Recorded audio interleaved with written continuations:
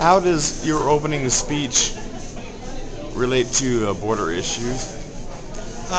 Probably not directly to border issues, but it ties into the broader issue of how you build effective communities and how you use media to build effective communities. The gentleman I'm going to talk about tonight is a person named Ralph McGill, who was editor of the Atlanta Constitution in the 1940s and 1950s, right at the outset of the Civil Rights Movement.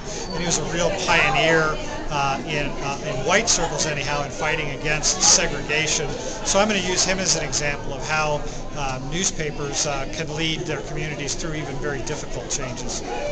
And that contributes to it reinventing community border media? It does. I'm going to try to make it connect a little bit. I think that one of the key questions is when you look at how McGill operated and how newspaper editors have operated for the last century in this country, they really have been sort of the glue that holds communities together. But as those traditional media break down, there's a real question as to who's going to fulfill those functions as we move forward. And I hope to have a discussion about that at the end of my talk tonight. And then, of course, tomorrow's panel discussions will focus intensely on some of those same questions. And what does it feel like coming back to a town that you were involved with in border media issues for many years? It still feels like home. I mean, I still consider El Paso to be my hometown, and I've tried to keep up with the issues as they've gone on. And El Paso is in a real unique place in a real unique time.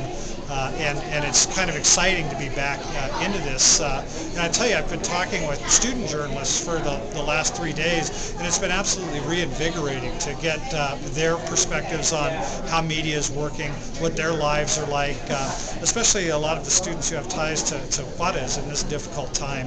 They're going through something that nobody else in the world is experiencing right now.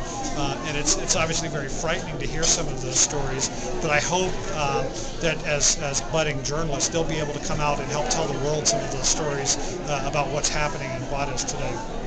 Thank you, sir. Sir.